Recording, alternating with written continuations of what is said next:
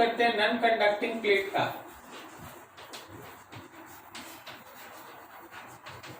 तो non conducting plate में charge हमेशा दोनों फेस पे ही बना रहेगा, इस फेस पे चार्ज और इस फेस पे charge,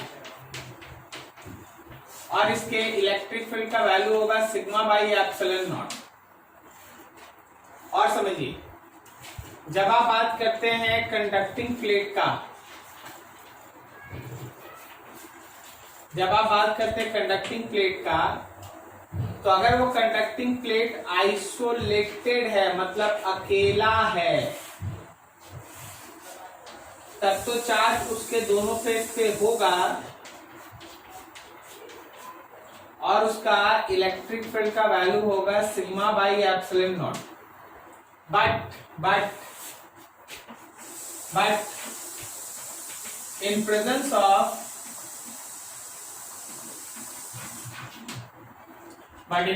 of any other charge, conducting plate,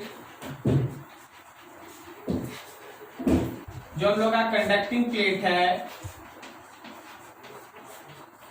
act as seat. कारण भी समझो कि मान लो ये कंडक्टिंग प्लेट है और यहाँ बगल में आप एक पॉजिटिव चार्ज रख दिए, तो ये पॉजिटिव चार्ज इधर के पॉजिटिव चार्ज को रिपेल करेगा और सारा का सारा पॉजिटिव चार्ज केवल इस एक फेस पे आ जाएगा। क्या आपको ये बात समझ में आ रही है? और उस समय आपका ये इलेक्ट्रिक फील्ड होगा सीट वाला, sigma by 2 epsilon not, sigma by 2 epsilon naught. तो जरा गौर करना, जब तुमको बोला जाए नॉन कंडक्टिंग प्लेट, तो नॉन कंडक्टिंग प्लेट प्लेट की तरह काम करेगा, लेकिन कंडक्टिंग प्लेट प्लेट होगा अगर वो अकेला है। लेकिन कोई भी दूसरा चार्ज अगर कॉन्फ़िगरेशन मौजूद है तो याद रखना कंडक्टिंग प्लेट किसकी तरह काम करेगा? सीट की तरह। क्या तुमको ये कॉन्सेप्ट तीनों फिगर समझ में आ रहा है? अब तुम्हारे क्वेश्चन में क्या वो सुनो,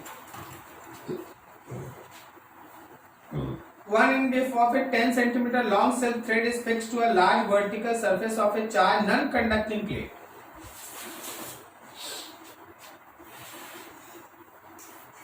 ये तुम्हारे पास चार्ज नॉन कंडक्टिंग प्लेट है। अगर ये नॉन कंडक्टिंग प्लेट है तो इसके दोनों फेस पे चार्ज बरकरार रहेगा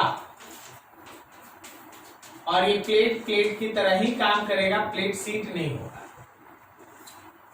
ऊपर से यहां से थ्रेड बांध के एक चार्ज पार्टिकल को लटकाया गया, लेकिन रिपल्सन की वजह से वो चार्ज पार्टिकल यहां पहुंच गया। इसका चार्ज प्लस क्यू, इसका मास m है और यहाँ का एंगल थीटा है। इन सब के बेसिस पे हमको इसका सिग्मा का वैल्यू बताना है, ये क्वेश्चन। तो अपने से सोचो, जब तुम्हारा ये नॉन कंडक्टिंग प्लेट का सरफेस चार्ज डेंसिटी सिग्मा है, तो राइट की तरफ एक इलेक्ट्रिक फील्ड है सिग्मा बाई एप्सिलॉन नॉट, तो इस पे पॉजिटिव चार्ज होने से राइट की तरफ एक इलेक्ट्रिक फोर्स लगेगा QE, नीचे की तरफ काम कर रहा है mg और इस डायरेक्शन में काम कर रहा है टेंशन। ओके, सो इक्विलिब्रियम में टेंशन का दो कंपोनेंट आप कर लो, ये थीटा है तो ये थीटा होगा, ऊपर वाला component t cos theta, left वाला component t sin theta. Question में गौर करना, तो थीटा तुमको 60 डिग्री दिया है। अब देखो, अगर हमें बात करें इक्विलिब्रियम के लिए, for equilibrium of Bob, Bob के इक्विलिब्रियम के लिए, तो t sin थीटा QE को बैलेंस किया और t cos थीटा बैलेंस किया mg को। जहां QE है वहां पे आप q sigma by epsilon not लिख सकते हैं। तो जैसे ही आप दोनों को डिवाइड करेंगे, t से t कट जाएगा, लेफ्ट हैंड साइड में आएगा tan थीटा और राइट हैंड साइड में आएगा sigma by epsilon not divided by mg। Question को गौर से देखो, सबका डाटा मालूम है, सिग्मा का वैल्यू निकालना। क्या समझ में आया? अच्छा, यहीं पे अगर नॉन कंडक्टिंग प्लेट के जगह अगर कंडक्टिंग प्लेट रहता तो मेरे E का वैल्यू कितना होता?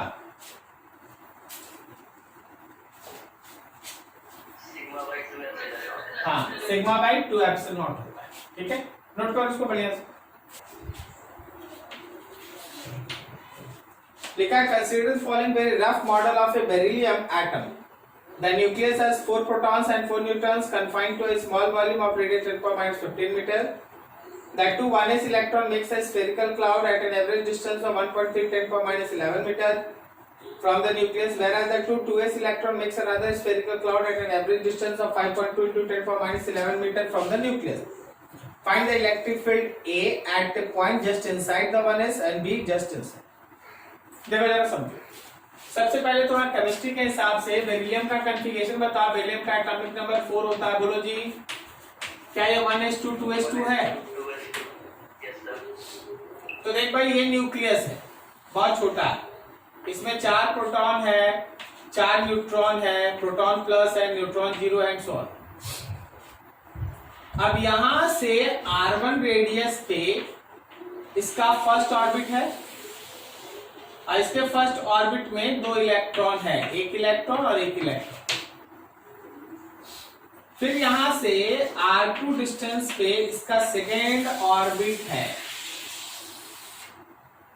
और इसमें भी इसका 2 इलेक्ट्रॉन है, एक इलेक्ट्रॉन और एक इलेक्ट्रॉन मान लो।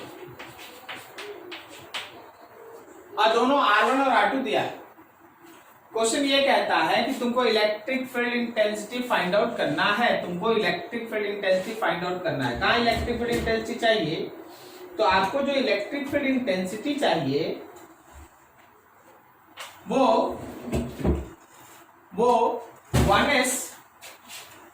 1s के जस्ट 1s का, ये 1s ऑर्बिट है, ये 2s ऑर्बिट है, 1s ऑर्बिट के जस्ट अंदर चाहिए।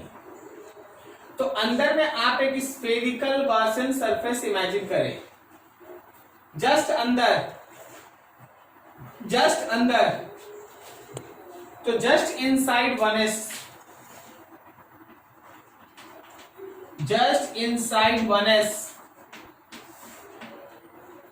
क्या गॉसेस थ्योरम से E dot ds is equals to Q enclose by epsilon naught लगाएं?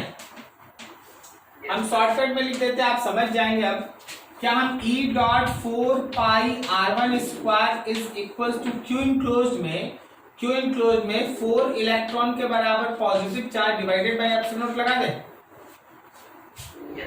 देख, 1s के जस्ट अंदर में अगर आप बात कीजिएगा तो केवल 4 प्रोटॉन जो न्यूक्लियस के अंदर है वही ना इनक्लोज है। तो सॉल्व कर दीजिए, r1 दिया है, सॉल्व करके जो आंसर है निकाल लीजिए। जब आप बात करेंगे जस्ट इनसाइड 2s, यहां, तो जब आप 2s के अंदर बात करेंगे, जब आप जस्ट इनसाइड 2s बात करेंगे, क्या आपको समझ में आ रहा है Q इनक्लोज कितना होगा? 0 कैसे होगा भाई? 4 है तो 2 ही गुना है, अभी 2 तो बाहर है। हाँ, जस्ट इनसाइड 2s अगर आप बात कीजिएगा तो आप फिर से लिखिएगा गॉसियन थ्योरम का E डॉट ds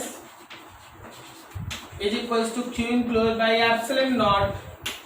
तो आप लिखेंगे E डॉट 4 पाई लगभग r2 का स्क्वायर इज इक्वल्स टू, अब तो यहाँ 2 प्रोटॉन का ही पॉजिटिव बचेगा ना, 2 प्रोटॉन का ही पॉजिटिव बचेगा, क्योंकि 4 प्रोटॉन का प्लस था और 2 इलेक्ट्रॉन का माइनस, खत्म हो गए, 2 प्रोटॉन का प्लस हो जाएगा।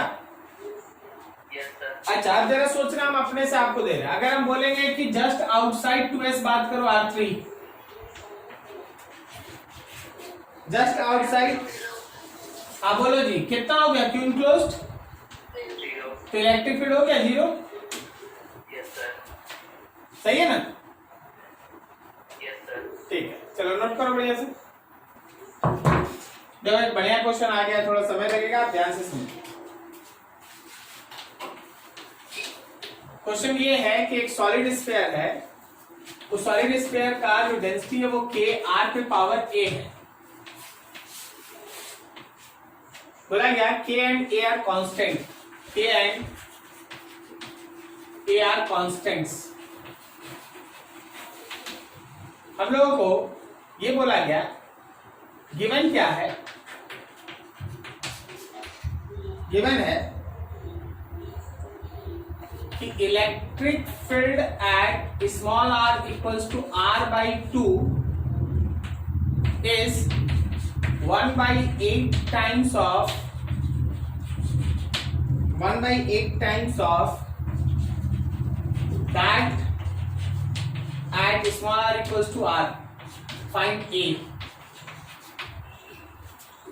मतलब तुमसे r/2 पे इलेक्ट्रिक फील्ड और r पे इलेक्ट्रिक फील्ड का रेशियो दिया 1/8 और उसके बेसिस पे a निकालना है। लेकिन इंपॉर्टेंट बात क्या है ना इस क्वेश्चन का, कि तुमको पता है कि ये क्वेश्चन बेस्ट है non uniform distribution of charge पे in case of solid sphere. तो आपको जो बताया गया था, आप याद कीजिए, आपको लास्ट क्लास में ही पढ़ाया गया है कि in case of non-uniform distribution of charge in solid sphere, in case of non-uniform distribution of charge in solid sphere, ये रहा मेरे पास एक सॉलिड स्फीयर जिसके अंदर चार्ज का ऐसा नॉन यूनिफॉर्म डिस्ट्रीब्यूशन है।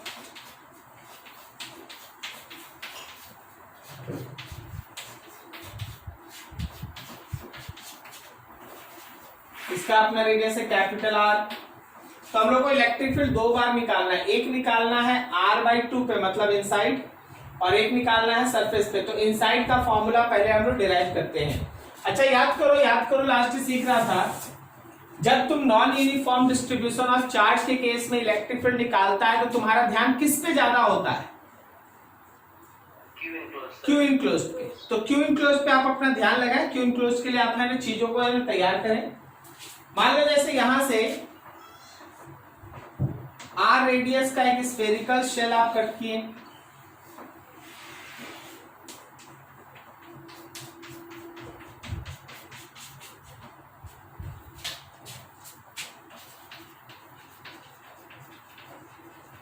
considering any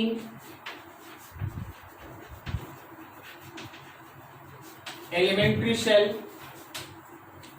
तो उसका जो dq आप लिखेंगे वो रो टाइम्स ऑफ dv लिख दिया जाए या रो टाइम्स ऑफ 4πr² dr लिख दिया जाए। फिर आप q इनक्लोज्ड अगर निकालना चाहते हैं तो आपको इसी को इंटीग्रेट करना है। तो पहला फॉर r लेस देन या r equals to r/2, r equals to r/2 में हम ये कहेंगे कि q enclose is equals to integration of dq, zero से लेके स्मॉल r तक, बाद में वैल्यू पुट कर देंगे। तो मेरे पास q इनक्लोज आया, देखते जाएंगे फटाफट, 4πr² dr। इसमें से रो का वैल्यू वहां से पुट करें के r पे power a 4πr² and dr integration, इसमें से 4πk बाहर, इंटीग्रेशन r पे power a+2 dot dr, zero से लेके स्मॉल r तक, ठीक है। तो ये वैल्यू हो गया 4πk r पे power a+3 divided by a+3 zero से लेके r तक। तो इसको हम सीधा लिख सकते हैं 4πk a+3 r पे पावर a+3। चलो जी ये क्यू इनक्लोज हो गया, क्यू इनक्लोज हो गया। तो हम लोग अगर इलेक्ट्रिक फील्ड लगाएं यूजिंग गॉसेस थ्योरम, तो E डॉट ds जो लेफ्ट हैंड साइड में है that will be equals to right hand side Q enclose by epsilon naught.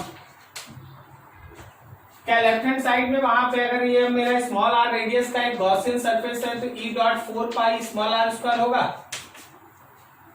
क्या सही लिखे? और राइट हैंड साइड में होगा 4πk r पे power a+3 by a+3 and epsilon not. समझा क्या? 4π कैंसिल, ये 2 भी इसमें माइनस कर लो। तो मेरे E का इक्वेशन हो गया k r पे power a+1 by a+3 and epsilon naught. क्या सही है? अब हम दो जगह इलेक्ट्रिक फील्ड लिख रहे हैं, एक लिखेंगे जहां स्मॉल आर r/2 होगा और एक लिखेंगे जहां स्मॉल आर कैपिटल आर होगा। लिखा है कि r/2 पे जो इलेक्ट्रिक फील्ड है इज 1/8 टाइम्स ऑफ दैट। मतलब देखना क्वेश्चन के हिसाब से, according to question electric field जो small r equals to r/2 पे है, वो इलेक्ट्रिक फील्ड जो small r equals to r पे होगा उसका 1/8 टाइम्स है। यही तो है क्वेश्चन। क्या बोलता, सही है? yes, sir. तो स्मॉल r की जगह r/2 पुट करो तो मेरा k r/2 पे power a+1 by a+3 epsilon naught, और इधर k कैपिटल R पे power a+1 by a+3 epsilon naught and 1/8। देख लो अच्छे से, समझो समझ में आया क्या? yes, sir. नीचे वाला पूरा कटा, k से k पूरा कट गया। अब मेरे पास हो गया r/2, ऊपर में a+1 इज r पे पावर a+1 डिवाइडेड बाई 8। कैसे सॉल्व करें बोलो?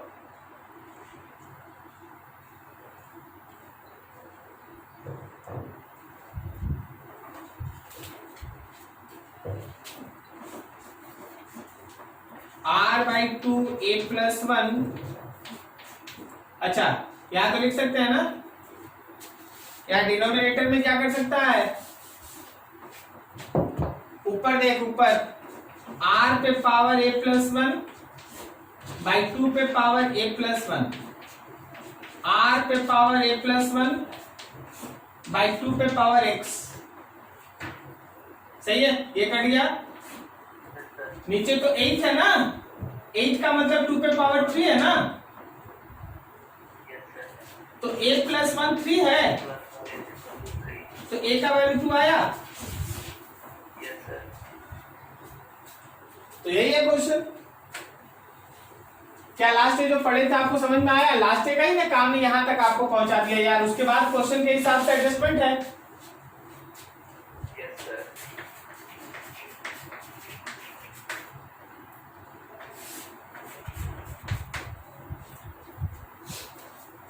कैपेसिटर एक ऐसा पर्टिकुलर अरेंजमेंट होता है, कैपेसिटर एक ऐसा पर्टिकुलर अरेंजमेंट होता है जिसपे आप चार्ज को स्टोर करते हैं। चार्ज को स्टोर करने का जो अरेंजमेंट हम लोग तैयार करेंगे, जिसपे हम लोग सेफली चार्ज को रख सकते हैं, उसको आप कैपेसिटर कहते हैं। जब भी आप किसी कैपेसिटर को फॉर्म करते हैं, आपको दो कंडक्टर का जरूरत पड़ता है, कोई भी शेप साइज का हो सकता है। आपको वो दो कंडक्टर का जरूरत पड़ता है, दोनों कंडक्टर पे इक्वल मैग्नीट्यूड का चार्ज होगा, लेकिन साइन अपोजिट होगा, एक होगा पॉजिटिव तो दूसरा होगा नेगेटिव। ठीक है, ऐसा पर्टिकुलर अरेंजमेंट जिसमें दो कंडक्टर्स एक दूसरे के आमने सामने क्लोजली रखा हो, टच ना करे, क्लोजली रखा हो, जिसमें एक पे जितना पॉजिटिव है दूसरे पे उतना ही निगेटिव है, and that particular arrangement of conductor is said to be capacitor। उसको हम लोग कैपेसिटर कहते हैं। तो कैपेसिटर एक ऐसा पर्टिकुलर कॉम्बिनेशन है कंडक्टर्स का जिसपे आप मैक्सिमम से मैक्सिमम चार्ज को, ज्यादा से ज्यादा चार्ज को आप सेफली रखते हैं। इसमें दो कंडक्टर होता है, आमने सामने क्लोजली रखा रहता है, एक पे प्लस होता है दूसरे पे उतना ही माइनस होता है, और उसमें एक कंडक्टर अर्थिंग होता है। ठीक है, तो धीरे धीरे सब बात आ रहा है। तो एक कंडक्टर अर्थिंग होता है, ऐसे अरेंजमेंट को हम लोग कैपेसिटर कहते हैं। हर कैपेसिटर का एक कैपेसिटी होता है जहां तक वो अपने चार्ज को मैक्सिमम अपने ऊपर सेफली रख सके, and that maximum, that ability of any conductor due to which वो अपने ऊपर चार्ज को रख सकता है, that is called capacitance। उसको हम लोग कैपेसिटेंस कहते हैं। ठीक है, तो धीरे धीरे करके आप है ना एक एक लाइन समझते चलिएगा, बहुत अच्छा है। अगला सेक्शन है तो capacitor is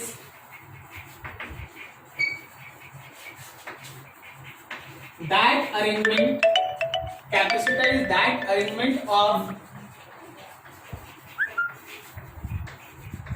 conductors on which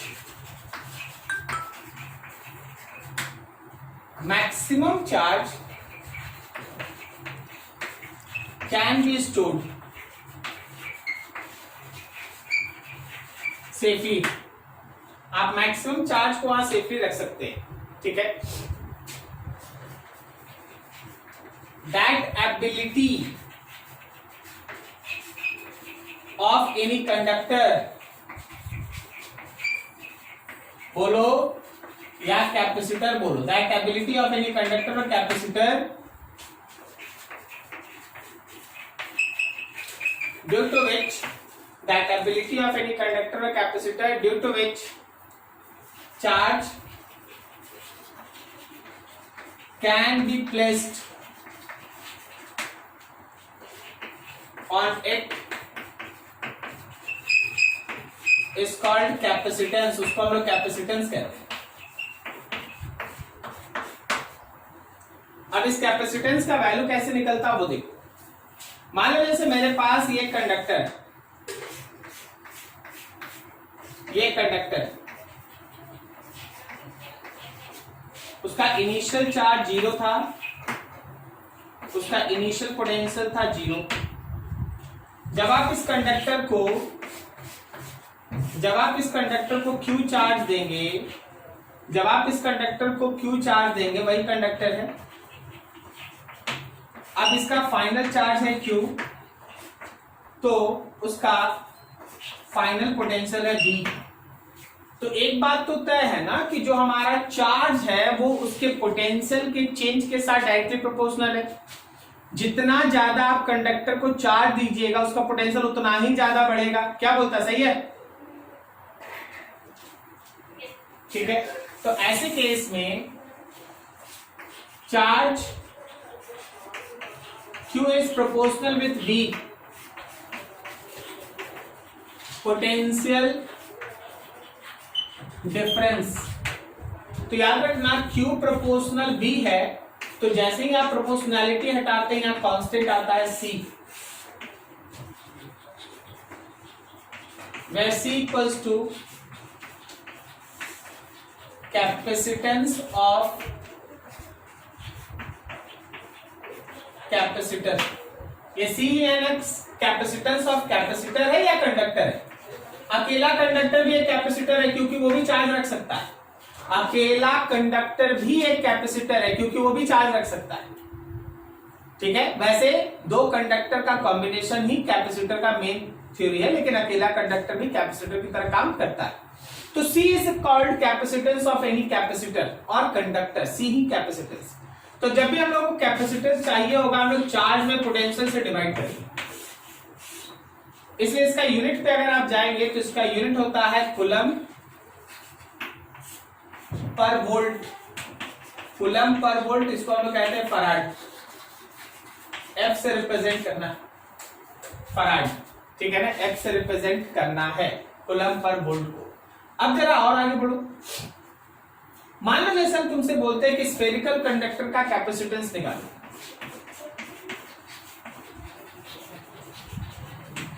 calculation for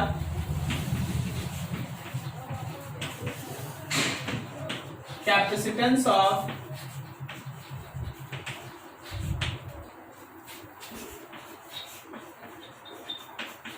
spherical capacitor.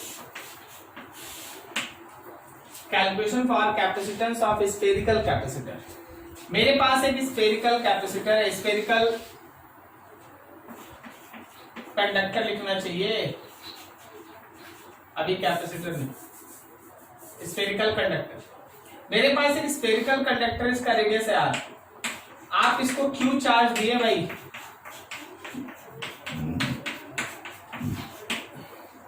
तो अगर हम इसका पोटेंशियल लिखें तो क्या इसका potential 1/4 pi epsilon not Q by R होगा, पढ़ा है ना। तो अगर हमको इसका कैपेसिटेंस चाहिए, तो मैं Q से V से डिवाइड करने का मतलब है Q by 4 pi epsilon naught r, Q से Q cancel, 4 pi epsilon naught r ऊपर।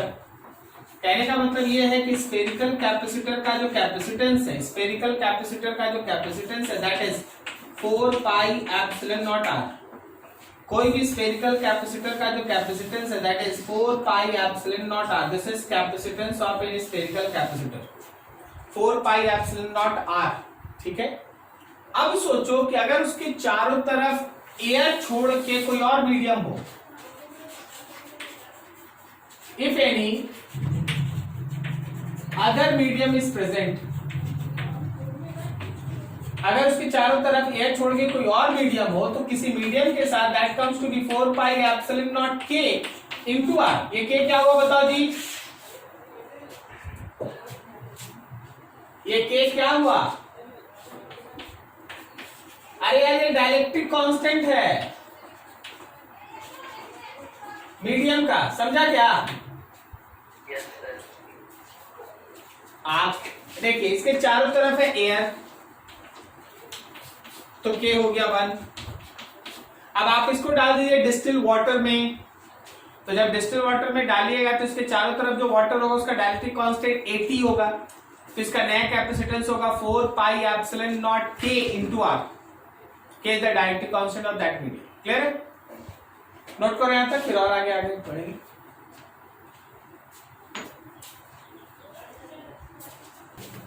खुद से बनाना, बस रेडियस पुट करना है। Assuming Earth as spherical conductor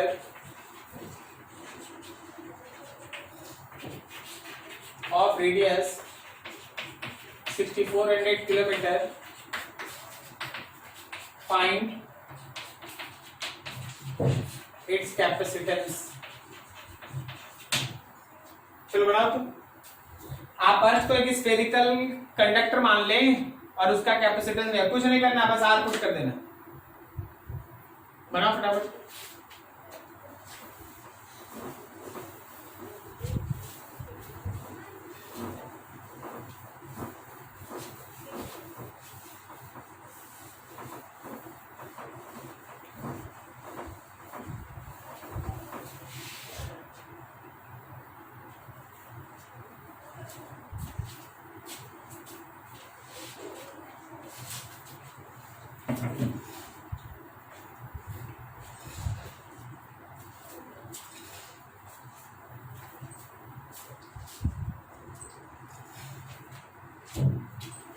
sir 711.3 into 10 to the power minus 6।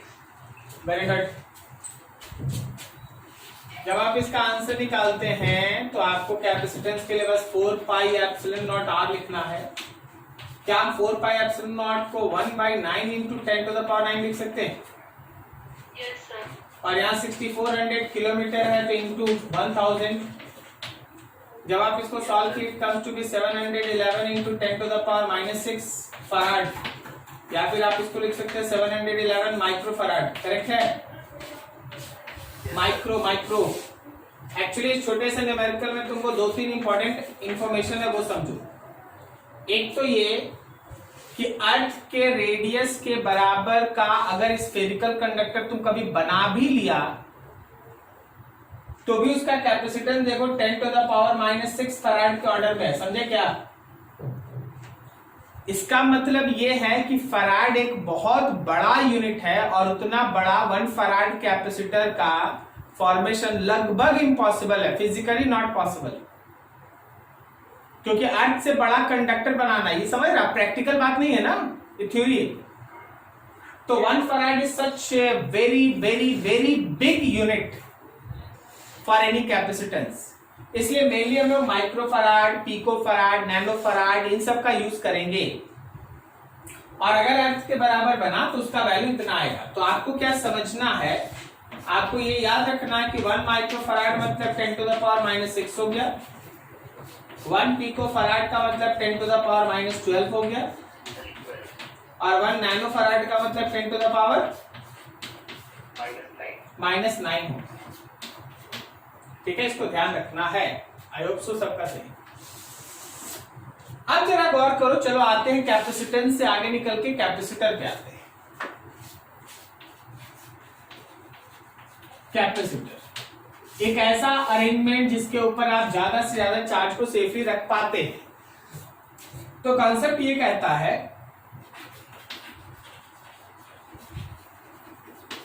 Arrangement of two conductors,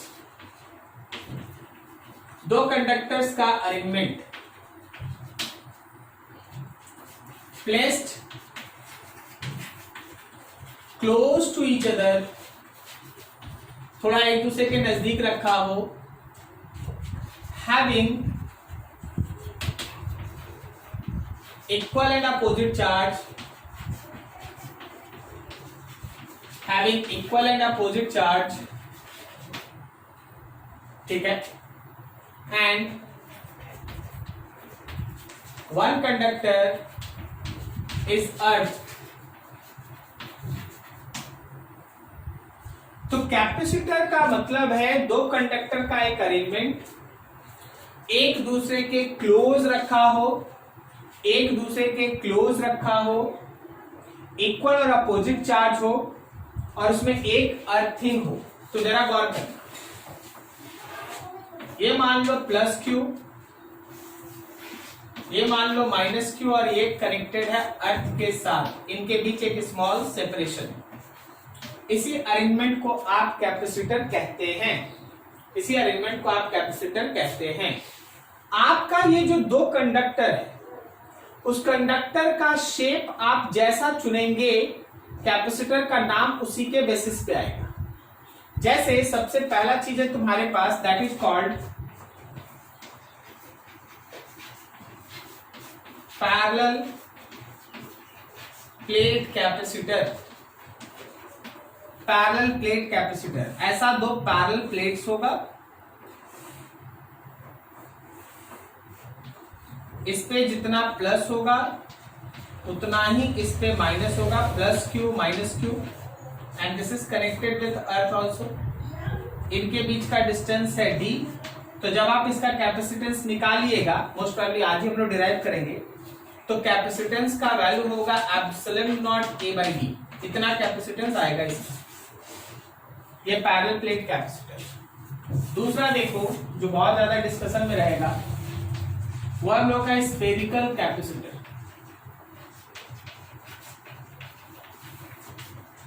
spherical capacitor दो concentric spherical shells ए और B radius का, दो कॉन्सेंट्रिक स्फेरिकल शेल्स ए और बी रेडियस का,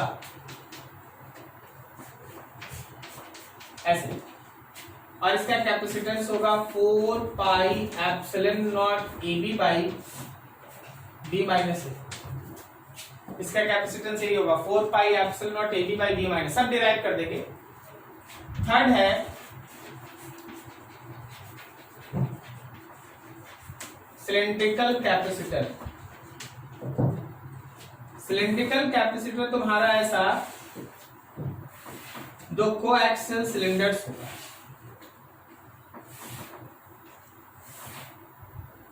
दो coaxial cylinders like that.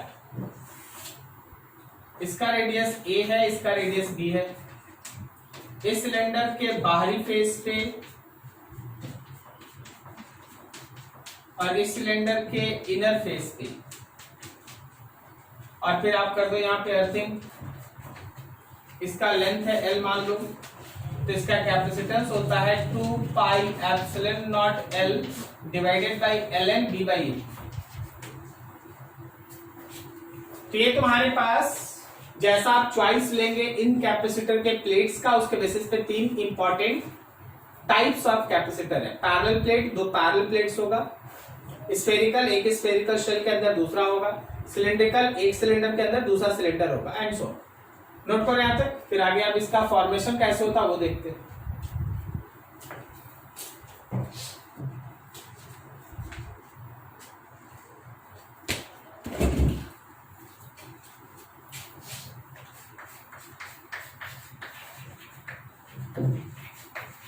Principle of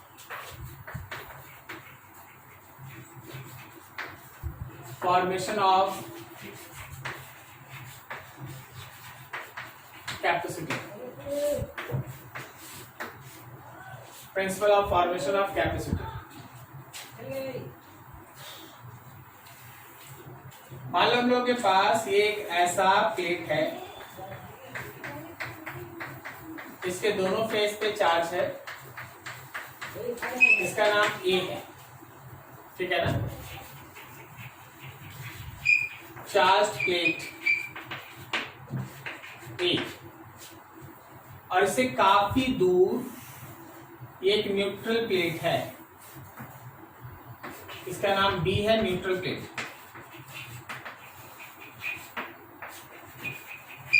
ये भी है neutral plate, charge plate, neutral plate. सबसे पहला काम तुम्हारा क्या है, ए एंड बी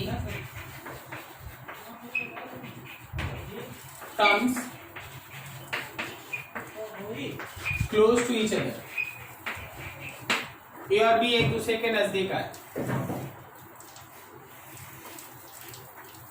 जब ए और बी एक दूसरे के नजदीक आएगा तो क्या होगा वो समझो। ए के plus charge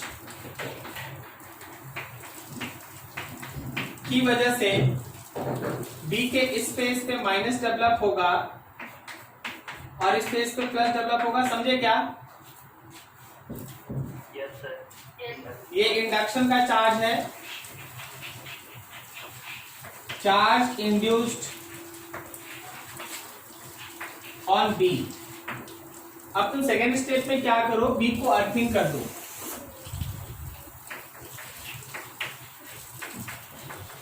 B is connected with earth, B को अर्थ के साथ जोड़ दो। तो ये ए था, चलो भाई इसके स्पेस पे प्लस था,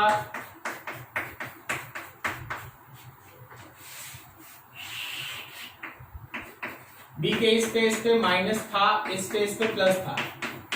अब बी को जैसे ही आप अर्थिंग कीजिएगा, बी का कौन सा चार्ज है? अनबॉन्डेड प्लस चार्ज है। तो प्लस चार्ज तो मानो कि अर्थ में चला गया पॉजिटिव, लेकिन अर्थ में ऐसा नहीं जाता, अर्थ से इलेक्ट्रॉन निकल के इसमें चला जाएगा। ओके, तो होगा क्या? होगा ऐसा कि इसके तुरंत बाद तुम्हारा फिगर ऐसा बन जाएगा।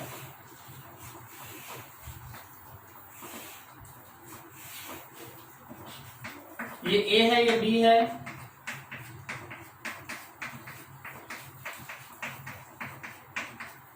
बी के स्पेस पे माइनस आ गया और वो वाला चार्ज खत्म हो गया।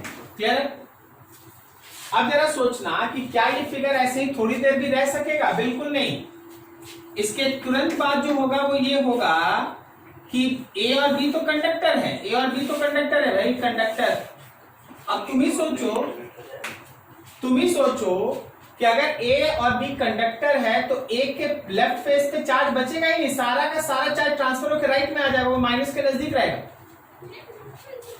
तो ए का सारा चार्ज आ गया सामने और उतना ही माइनस डेवलप हो गया बी पे and it is connected with earth. Now this is capacitor,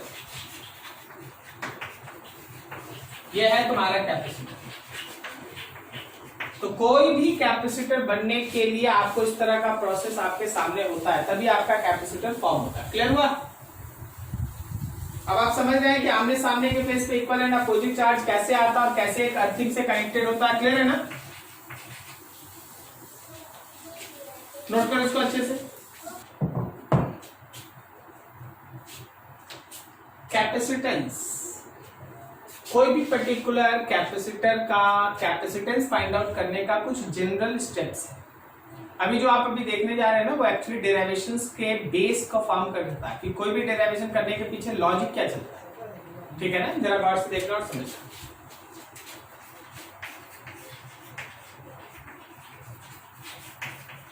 general concept of finding capacitance of any capacitor. General concept of finding capacitance of any capacitor. देखो सबसे पहले क्या करना है, find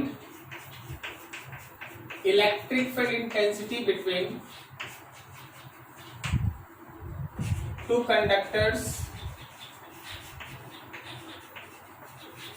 of capacitor. आप कैपेसिटर के दोनों कंडक्टर के बीच सबसे पहले इलेक्ट्रिक फील्ड इंटेंसिटी निकालिएगा. अगर आपको आता है डायरेक्ट लिख दीजिए, नहीं आता गॉसियन थ्योरम लगाइए, कोई भी मेथड लगाइए, इलेक्ट्रिक फील्ड निकालिए. दूसरा, use that electric field intensity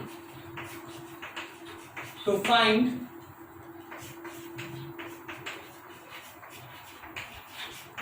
find potential difference between conductors by using dV equals to minus E dot dr. आप इसका यूज करके दोनों कंडक्टर के बीच का पोटेंशियल डिफरेंस निकालिएगा. और थर्ड होगा, then use capacitance is equals to Q by V to find C. फिर capacitance निकालने के लिए आप Q में V से डिवाइड कर दीजिएगा, आपको कैपेसिटेंस मिल जाएगा. ठीक है, this is the fundamental logic जो हमारे क्वेश्चंस, जो हमारे किसी डेरिवेशन में चलता है. ये तीन चीज हम आपको एक छोटा सा डेरिवेशन आज खत्म कर लेते हैं, that is parallel plate capacitor.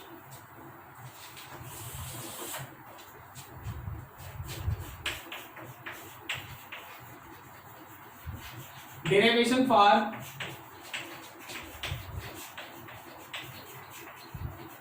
capacitance of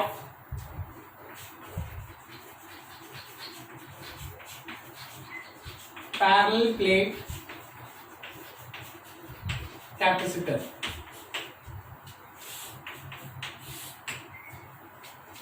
पहले तुम्हारे पास ये एक पैरेलल प्लेट कैपेसिटर है. ये तुम्हारा एक प्लेट है, ये तुम्हारा दूसरा प्लेट है. प्लेट्स के बीच का सेपरेशन है D. इसके ऊपर है पॉजिटिव चार्ज, इसके ऊपर है नेगेटिव चार्ज. ठीक है, प्लेट का एरिया आप A ले लो भाई. चार्ज है यहाँ पे प्लस Q, यहाँ पे है minus Q, and it is connected with earth also. ये तुम्हारा पैरेलल प्लेट कैपेसिटर. सबसे पहले ये जाओ,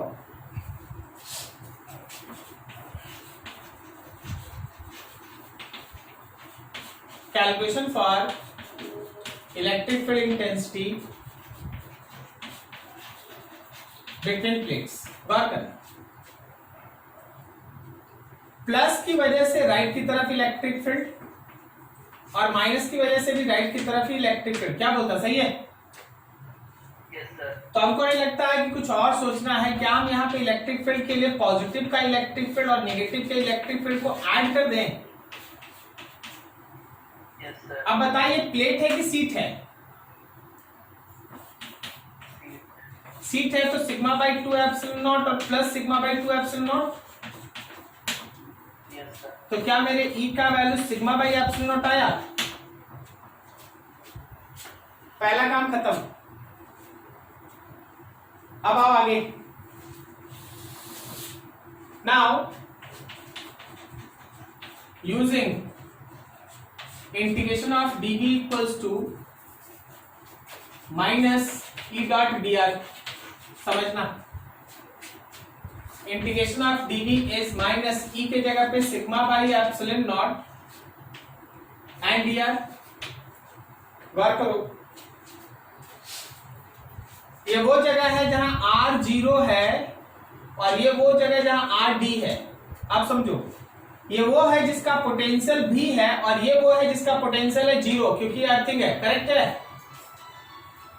यस सर. ठीक है,